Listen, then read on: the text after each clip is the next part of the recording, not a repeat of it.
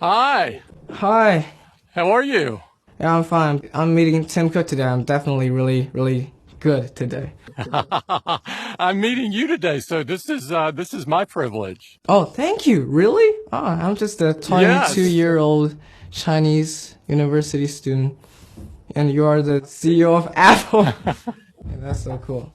I mean, I just heard that you woke up like 4 a.m. every day and go to the gym. Is that true? It's pretty true. Man. All of us have things that we do to stay energetic and to sort of clean our minds out. And mine is to get up early and go to the gym. It's the part of the day I control.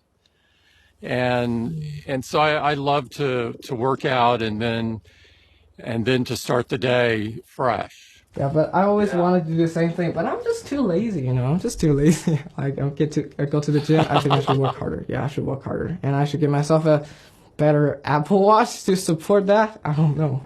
I didn't get up at 4 a.m. when I was a student either, though. So don't worry about that. Thank you.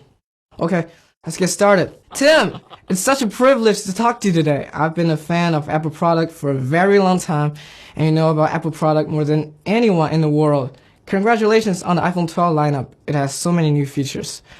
But, creating new things every year must be a very stressful process for you guys. I mean, how you guys do it? How Apple prepare for all those new things every year?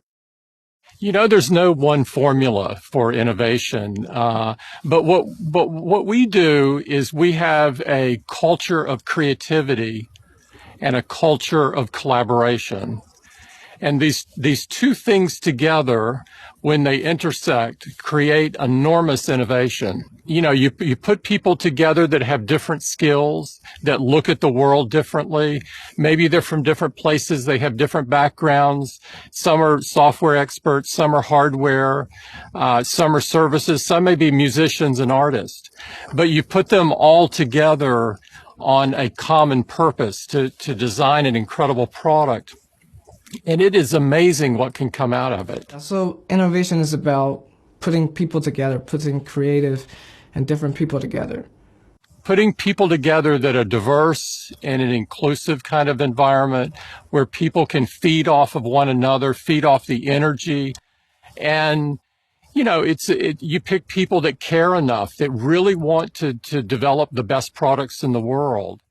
And they care enough to call somebody up at midnight when they've just had a great idea and to try to because they know that if they share the idea, that they can make that idea go further.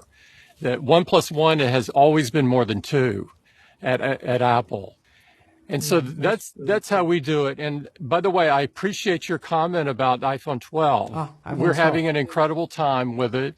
I really believe that 2020 was our top year of innovation ever, between the phones and the watch and the iPads and M1. Yeah. M1. I love M1. I have a M1 MacBook Air, and that thing just have long-lasting battery life. I never kill the battery on that machine. It just lasts forever. That's really cool. It's kind of jaw-dropping, isn't it? It's unexpected. Yeah.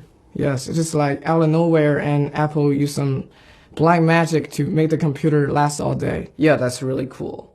And it screams. It's so fast. Yeah, the it's really performance. fast. We're getting such great comments on it. I'd encourage everyone to try it out. Yeah, I'm a Final Cut editor, and I just love that machine, which performs much better than my 16-inch MacBook Pro. But is there any feature that are developed based on Chinese consumers' feedback?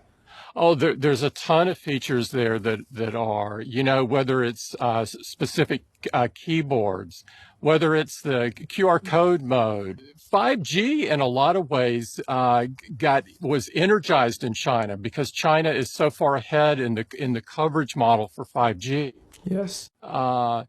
Junction view in maps because of the complex intersections and so forth. Night mode. Night mode. Was another one where the inspiration for night mode came from China. And so we listen very carefully to our customers there and wind up creating things based on that is then given to the world. So yeah, we get a lot of feedback from China. Talking about customers' feedback, my grandma always wanted to learn how to use an iPhone. so she can watch my videos and make FaceTime calls. But at the meantime, she found it really hard to learn to use an iPhone. What can Apple do to give wings to the elderly into the digital world? Well, we try really hard to design our products for everyone. And we try very hard to design the product like the mind works. So you don't have to have an instruction manual. You can pick it up and it works as though you thought the way that you would think it would work. But we do things like we have classes in Apple Retail where we'd love to train your grandmother on using iPhone right there in the class. We have telephone support and so forth for people that need that.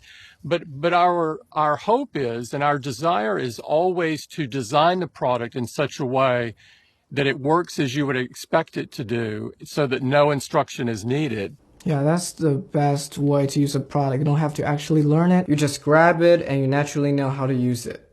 Exactly. That is our objective. And sometimes, if you're using Final Cut, you may need a little more help there. And so we have classes in our retail stores to help customers. And I've sat in on a number of those classes, and it's amazing how fast people can learn. Yes, and I do hope that everybody can learn all these technologies because it's such an important way to communicate with other people. Just like if you don't know how to use a smartphone, you've just been, left out for the entire world. I totally agree because so much of our lives are on the smartphone, and there's nowhere that's more true than in China. From eating to delivery to banking to paying to your health record, everything is on the phone. Yeah, and we use QR code for everything. We use that all the time. That's pretty cool. And you have been to China for like many times during the past few years. I mean, what's your most many times memorable part of your visit in China? Well, I always love interfacing with the people. And so I'd love to go to our stores to talk to customers to see what's on their minds. I love the history in China and the arts. Last year I went to the Palace Museum in Beijing. They were celebrating their 600th anniversary. This for me is unbelievable because there's nothing in the U.S. that's obviously 600 years old. And it was so fantastic being there. The Modern Art Museum in Shanghai is another place that was incorporating augmented reality into their exhibits. Fantastic. But if I say one thing, it's about people. It's meeting people. It's meeting developers to see what developers are working on. There's some incredible entrepreneurs in China that are pushing the envelope and really doing incredible work. It's customers and seeing what customers do with our products. The largest reward we get for our work is seeing what other people do with it. Like yourself, you use our products in your work, and so I'm so excited to understand sort of what your process is. Yeah, my process, it's actually quite interesting. The most useful Apple product that I use is not something really big. It's actually the default Notes app on my iPhone. I use that to write every script on my video. It's not because it got some advanced feature. It's just simply because, I write the script on my MacBook and it just automatically appears on my iPad and my iPhone with the iCloud. I can edit wherever I want. It's just so convenient. I really love that feature. And I just said I edit all my videos on a 16-inch MacBook Pro with the Final Cut Pro 10. And, student around my age, one thing that I found that we use Apple Pencil and iPad a lot. Like you walk into a classroom. For taking notes. Yeah. 5 out of 10 are taking notes directly with their Apple Pencil on their iPad because it's just really convenient. So I do think that better writing experience on tablet is really important. Even though we are not all drawing, we're just writing words. It's still very useful for students like us. I agree. Yeah, I use the pencil significantly as well. And I use the Notes app. I use the Notes app for ideas, to record ideas so that I won't forget about them. And it's probably my most used app as well, other than maybe email. Yeah, I mean, you read a lot of emails every day, right? lots of email from customers and so forth. Yes. Just people always tell me that Tim Cook like actually reads those emails from customers.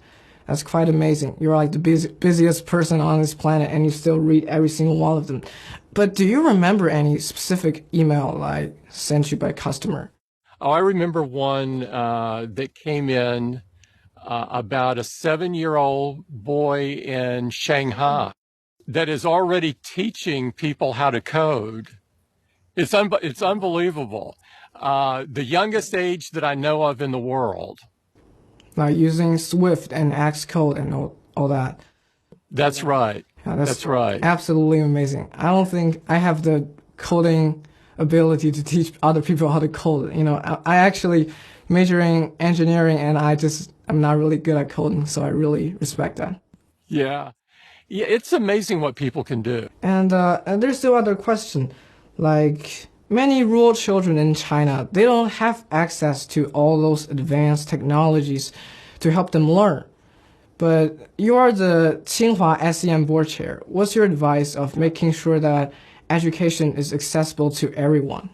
Well, it's an honor and a privilege to be the SEM board chair. I'm having a great time doing that and meeting many of the students there. The talent in the student body is unbelievable. And so it's a real privilege. We've always viewed at Apple that education is the great equalizer of people. And so in China, we're helping with the CDRF, and they're focused on raising children out of poverty. And that means for us providing our technology out in schools. And we've been really impressed there with what we've seen. We've designed curriculum like everyone can create and everyone can code, and we've just given it away for everyone because we believe that coding and creativity are two of the important skills of the future. Yes, I always wanted to learn how to code, and I do think the app Playground helps a lot.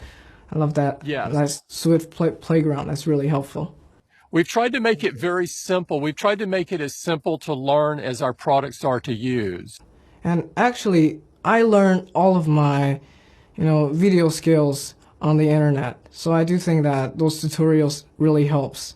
They're really helpful. I agree. It's amazing what you can learn there. And, Mr. Cook, from my observation, you're like really passionate about your work. Like you don't like many other people, like they are tired or they don't want to go to work. You are really passionate about it. Is that an innate passion that you're just born with, or is something that you slowly developed during your work process? Well, I think you have to feed it, like you have to feed yourself, and so far you have to ensure that you're constantly working on it. And the way that I do that is I surround myself with people I love to work with. And if you surround yourself with people that you love to work with, then you feed off their energy. If you talk to young people a lot, the younger generation is idealistic and believe they can change the world, which they can. And we believe we can change the world for the better. And so it's that belief that gets me up every morning and to charge again, to sort of ask the question of what am I doing for other people? And if you keep asking yourself that over and over, it will drive you. It'll provide the magnetic field that it takes to keep moving forward.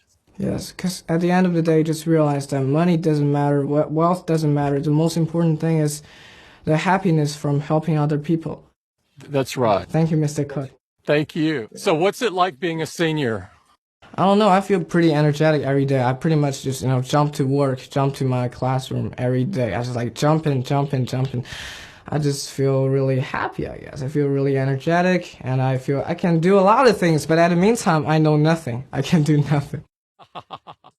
You know that when you want to do good in an area, you gotta spend all that time and energy into it. But at the meantime, you were too young to actually be good at anything. Like shooting videos. But, there are so many cool video directors in the world. And I'm just, shooting videos in my living room, in my bedroom. This is actually my bedroom. I grew up in this place. Really? It's quite the studio now. Thank you. Thank you very much. Yeah, we have some really cool lights in here. And yes, we got a lot of cinema camera, and yeah, it's a good start. I hope this gets better in the future. It's incredible how popular you've become. Oh, thank you, Mr. Cook. Is there any advice that you want to give to like graduates like us, how to find a job that we actually like? Well, you know, my old boss, Steve, said something. He said something very profound. He said, you'll know it when you find it.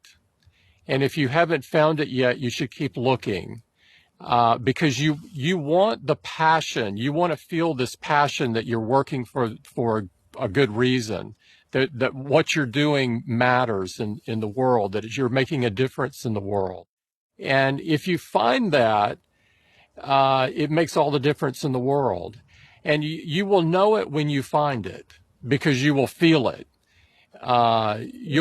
You'll be able to get up every morning and feel refreshed and charged up, ready to go again. And if you don't, you won't. And so I would say to everyone out there if they haven't found it yet, to keep looking. They will find it. Yeah, so I just keep looking, and when I found it, I just know it. I don't have to other people to tell me what's the best job for me. I just know what's the best for myself. Yeah, stay very curious. Stay curious enough to keep pulling the string to find out where it takes you next. You'll find all sorts of things. That's really important. And Tim, one thing I really respect you is that you don't avoid talking about Steve Jobs. You know, if I were you, I don't want to talk about my legendary ex-boss all the time. But you're really comfortable with it. I really respect that. Yeah, well, thank you. I love Steve, and his DNA is still the foundation of the company, and always will be. I revere him and wish that he were still here. Yeah, we all wish that. And, you know, I came from not a really big city in China, and I'm talking to TimCook right now, so I do have to thank internet for that. It has been wonderful talking with you. This has been a year that we've needed resilience like no other, and I can't wish enough happiness and health and all of those things that sometimes we take for granted, but we've been reminded of the last year of how important they are. There's an old English and Chinese saying about we're all in the same boat. And I do believe that. I believe we're all in the same boat, and we can do amazing things together. We can get out of this pandemic together. There's so many things that we can do together. And that's all my questions. And I just hope you have a great day. Happy New Year. Happy New Year.